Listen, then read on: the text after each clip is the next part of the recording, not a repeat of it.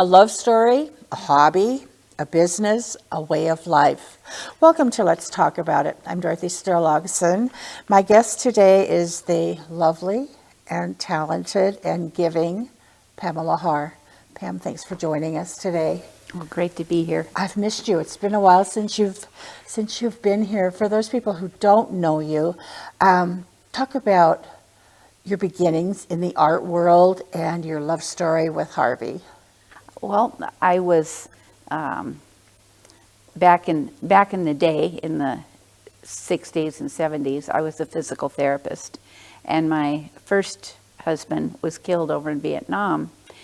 And I was working with handicapped children, and I decided I loved doing the sculptures with them, and I started making more and more sculptures. And after my husband died, I started going to art shows, and I lived in Oregon, and I came out to the Charlie Russell Art Show in Great Falls in 1976.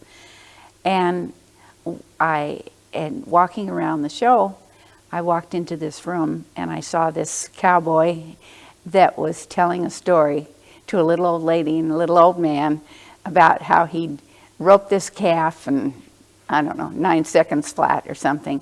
But I was just so struck with his love and him taking the time to tell this story. And the people walked away smiling, and I went over and looked at that sculpture and I thought, this isn't really that good, but they loved it. and I was so impressed with the aura around him and his caring for everybody that he met.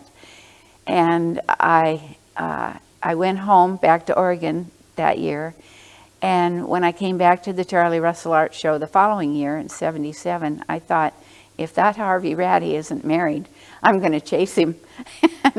He says I asked him to marry him, but actually I think I got him to ask first. So anyway, we pooled all our resources, and I had just started casting my work in bronze, and I had a little foundry set up out in Clarkston, Washington, and he was casting things in a little casting outfit in his backyard.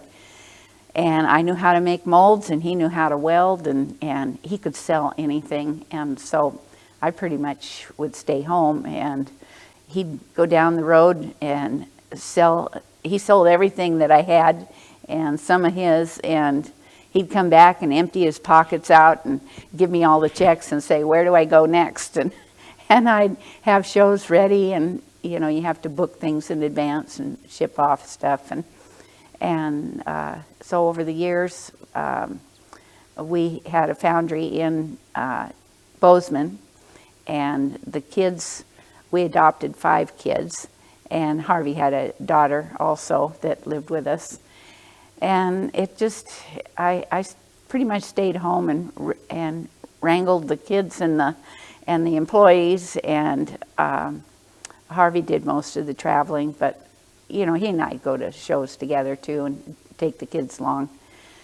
But over the years, we've traveled most of the United States. We had shows in New York and a show in Germany and England, and we've shipped work to Russia and to Australia, Japan, Saudi Arabia, and then the U.S. Pentagon purchased a lot of Harvey's work, his eagles, and they gave them as gifts to foreign dignitaries all over the world. And we have one eagle sculpture in the White House as an ornament on the White House Christmas tree one year. And so they're everywhere. So despite all your travel, you had to be home working at some point. How did Harvey learn to become a sculptor? He was pretty much self-taught. He said when he was a kid, his dad used to have him sit at the ditches when they were irrigating, and he and his brother would make little animals out of the gumbo up around Harlem, where he was growing up in Montana. And he he always remembers that, always wonders if there's still maybe some laying around in the mud. But that's basically, he's just self-taught. And when I looked at his sculptures and didn't think they were that good, you know, I'd been a physical therapist, and so I was real stickler for anatomy. And on his female characters, he had one of the Land O'Lakes Indian girl that he'd done for the company. And I said, her anatomy's all wrong. I said, her boobs are clear up here on her clavicles. And he said, well, when I sculpted it, I didn't want to look at her. And so anyway, but he had his own style, and it's very recognizable. And when I made molds of his work, I tried not to change anything, because otherwise I didn't want his work to look like mine and vice versa. But that's, you know, basically he wanted to be a calf roper when he was growing up, but he had to work on the ranch, and sculpting was something that he could do and be home and work. So Did he do any rodeo work? he competed in rodeos, but not that many years. He had a really great rope horse named Sputnik that he got. His dad came home with a couple of horses, and his mother was so mad at her dad for bringing more horses home. And he said, well, I brought one home for Harvey. And Harvey said, which one? And boy, he latched right on to Sputnik. He could see he was a really great horse. And he was a quarter horse, but he'd run out on the reservation, and Harvey broke him. And that horse, he was still alive when we got married in 77, and the horse lived to be, I think, about 28 or 29. And so anyway, that was Harvey's story about how he got started. And I was fortunate enough to take a class in how to do bronzes and how to make molds and to reproduce them in editions, where Harvey was sculpting these miniatures, and he could do like 1 or 2 miniatures a day of a cowboy on a horse, just little tiny ones. And he'd cast those in his backyard, and after about a week he'd have enough that he'd jump in his pickup and run down the road and sell them and come home and make some more. But he didn't have the molds, so he had to make brand new ones each time. So everyone was an original? Yeah. But he didn't keep doing the small ones forever. He's done some pretty amazing larger pieces. Yeah, over the years we've done a lot of different size sculptures, and I estimate, if you count, you know, all the sculptures that we've cast and sold, the little miniatures, like the little skulls that I do, up to the monuments, I figure we have at least 30,000 sculptures out there in the world, and it's kind of neat to keep running into people. Sometimes people find them in a yard sale or a flea market or something, and they want to know. One guy said he wanted to know how much a little sculpture was worth of 2 little boys climbing on a donkey that I'd done back in about 77, and I told him, oh, I think it'd probably be worth $500 or $600. I said, what did you pay for it? And he said, I'm too embarrassed to even say. People don't understand the value of what they have and put it in a yard sale. Did you take pictures, or do you have samples of everything you've done? Yeah, I think so. Everything that we've done since we were married. Harvey didn't keep many records of things. He has a few pictures, but every once in a while somebody gets in touch with me and says they have a wax that he did, that he gave them, and they was wondering, you know, how they could get them cast in bronze, and so I connect them with the foundry to get those pieces in bronze, so they'll be preserved for posterity. And why would somebody have a wax? well, Harvey couldn't afford to cast all of them in bronze when he first started, and so a lot of times he'd just do little wax sculptures, kind of like, I guess, kind of like Charlie Russell, sketching something on a napkin or a little piece of paper. Harvey would do these little waxes and give them away. Harvey was quite a guy. You didn't ever walk past Harvey without a conversation. Yeah. Was quite a guy. And you have carried on now with your art instead of retiring and slowing up a little bit. You're busier than ever. Our community is full of Pamela Harr tributes. Can you talk a little bit about each one of them, that, you know, where you started putting things up in town and then where you're at now? Just before Harvey passed away, we were commissioned to do a Veterans Memorial at Fort Peck. And after he died, I continued working on that sculpture of a bugler and a flag-covered casket.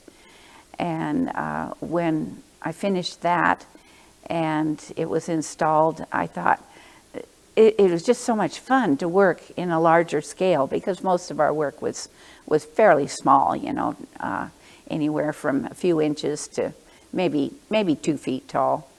And so then there were 2 sculptures that I had done that I had always dreamed of since I started sculpting, of reproducing in a life-size sculpture. And the first one that I wanted to do was 3 dogs sitting by the mailbox. And every time I drove by the Dawson County High School here in town, I could just see those sitting on the porch out there in front of the high school. And so I had some insurance money of Harvey's, and I took the small version that I had done, and I had it enlarged in a sculpting foam, and then covered it with the clay and did all the detail, and I gifted that to the high school. And so then my second sculpture that I had dreamed of doing was of Narcissa Whitman, and she was a missionary and first white woman to cross the Rockies on the Oregon Trail. And I had sculpted her, this is before I met Harvey. I had made this sculpture and as part of a series that I was doing for the National Cowgirl Hall of Fame. And it was, and I couldn't see any other way to portray her but showing the loss, her holding her child that had drowned in the river out by their mission in Walla Walla, Washington. And she had written letters home to her family about the death of her daughter, and I just couldn't see any other way to portray her. And so I did that, and people either, you know, like it or hate it. But it brings out those emotions. And I've had people, since I did the sculpture, it's about 1.5 life size, and I gave it to the city, and the city council, they were great to just back whatever I wanted to do and put it in the park there.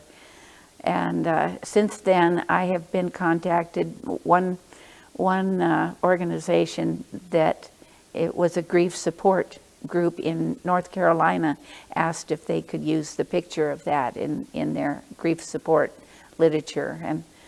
And I just get calls and cards from people around the country about what the sculpture was about. So I was on a roll after that. I kept seeing other places I could put sculptures. So, and this particular sculpture, it does bring out emotion. How do you deal with the people who say it doesn't belong there? Well, it's a memorial park, and the VFW has things there. The benches are all memorials. The gazebo, that whole place is a memorial park, and so I feel like it's really an appropriate place to have the sculpture, because not all sculpture can be happy and humorous and magnificent and all that. Oh, I agree, Yeah. Pam. And she is beautiful in her grief. Mm-hmm. So as you move down the street then, from the park, going back, there's a lion in the Epic parking lot. How did that come about? Well, I was talking to people from Lions Club. I think Peggy Iba was one of the main people that first got me interested, and then, some of the other people that are in Lions Club were talking about doing a tribute to community volunteers. Well, when Harvey was alive, he had done a sculpture of a lion and of one of Gary Shockey, who was international president of Lions Club and he lived in Bozeman. And so we did that sculpture of the man sitting next to the lion, and that's up near the Museum of the Rockies in Bozeman. And when the Lions Club told me that they wanted to do this tribute, I said, well, I still have the molds for it, and I could take the man off and just cast just the lion. And so the Lions Club raised money to pay for the casting fee, and I got that sculpture done, and the high school students built the most beautiful pedestal to put it on. And so anyway, it ended up there in the parking lot of the Epic, where everybody can drive by it and see what a great piece it is. And it's so neat to be able to have one of Harvey's here in town as well as my work, to leave a legacy of both our work. Definitely. And on that lion are plaques of people who are selfless volunteers. How does that work? You can go to the Lions Club and purchase a plaque for somebody that you think should have their name on the plaque. And I believe they're $200 to donate to, and that goes towards Lions Club and the maintenance of the sculpture and that sort of thing. So you talked originally about the sculpture that was in Fort Peck, and that is so beautiful. The flag itself is colored. Is that unusual to do, Pam? Well, I think it's a little different than the usual bronze look.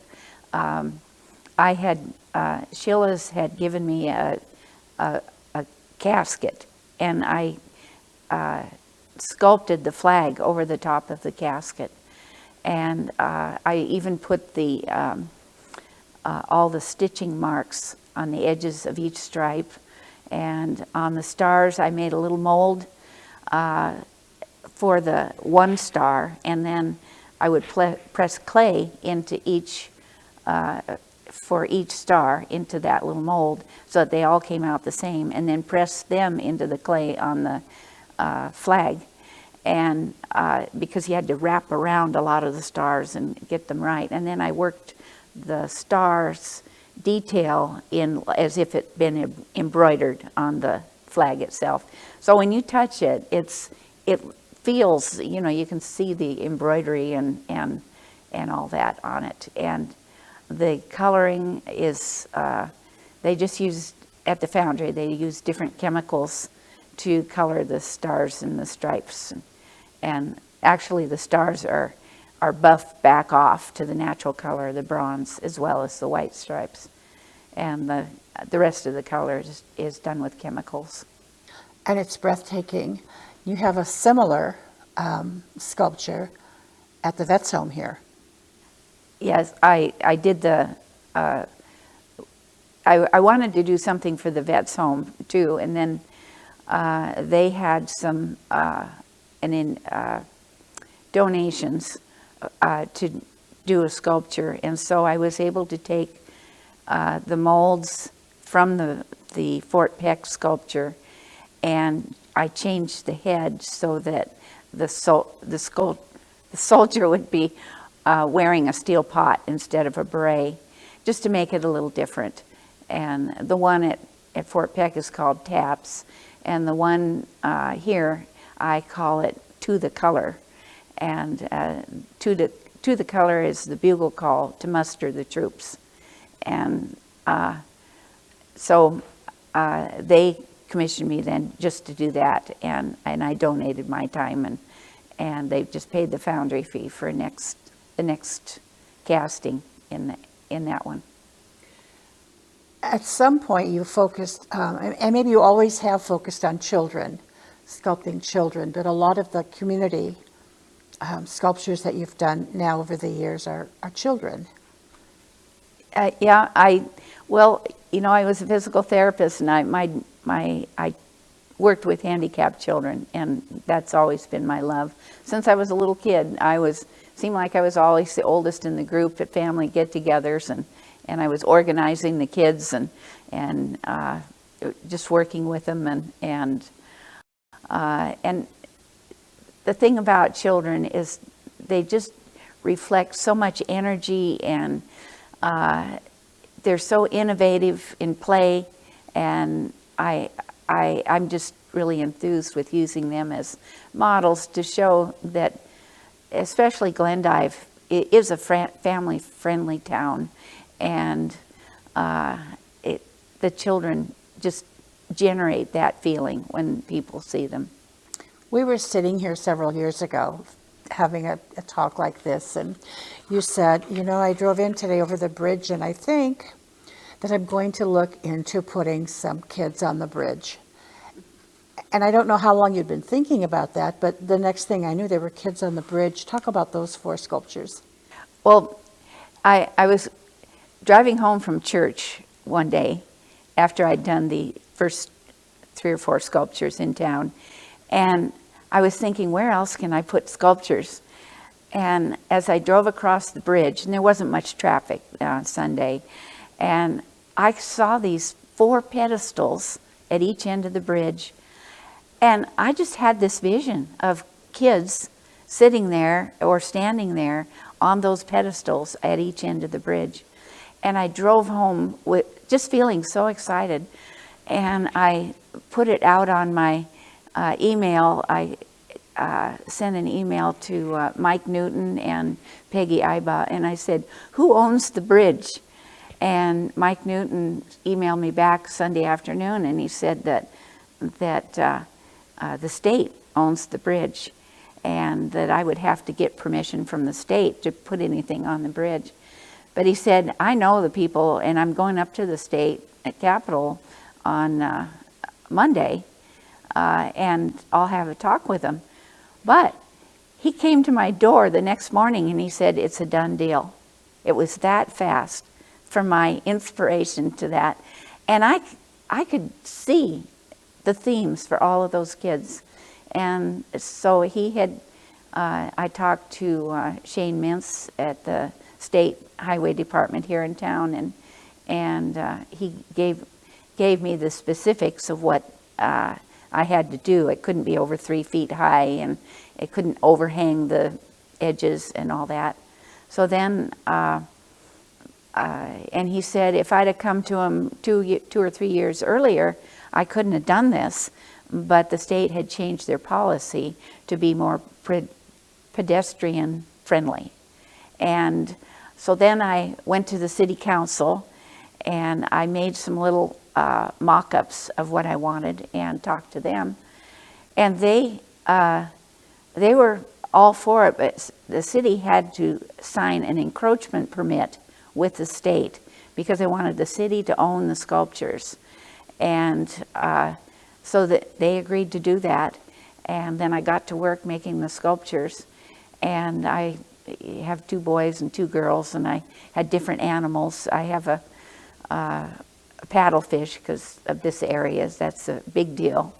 And a cowboy kid with his howling dog they're playing a guitar, and just to kind of represent the Western style, and the little girl feeding the horse.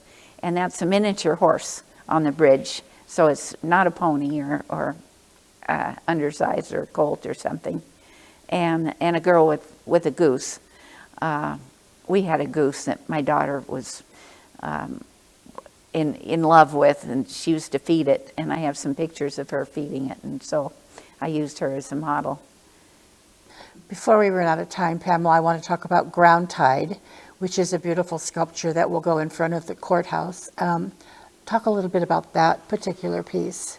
Well, we used to have a horse that was named Babe, and my brother and sister and I would all try to get on her at the same time, and if we dropped the reins, she was real clever. She'd stick her nose way out so we couldn't reach them, and then we'd have to get off and get them again.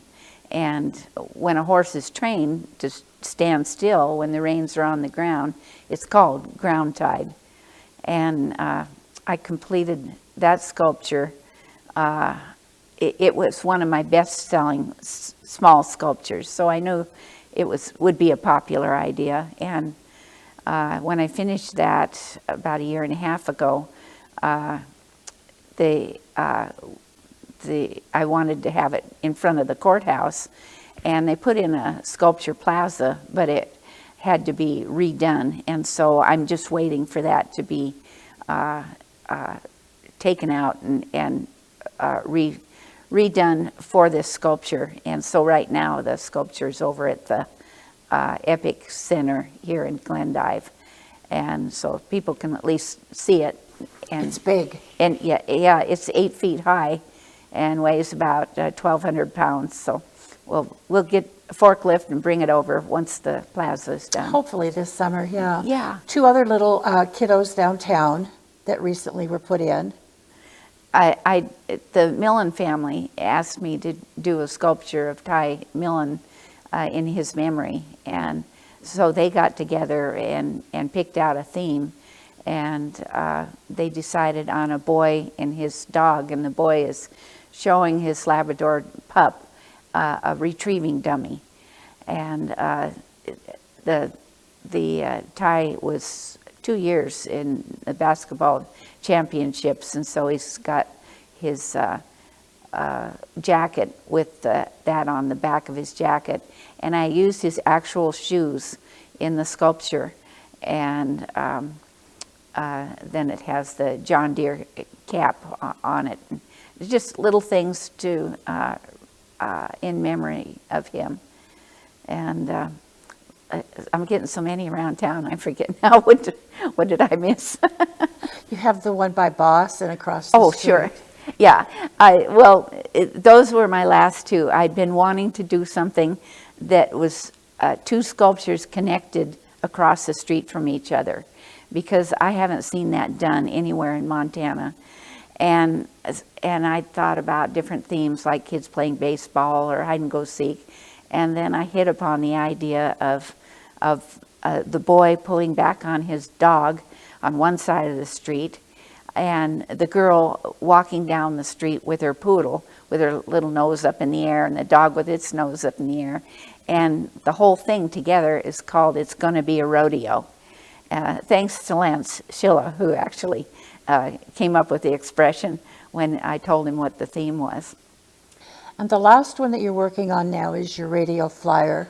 Tell us the brief story of that before we run out of time, Pam. Well, I had done a small version of that, because the Radial Flyer wagon was a big deal when I was growing up. I had one that I was always trying to hitch all the neighborhood kids to have them pull me around in.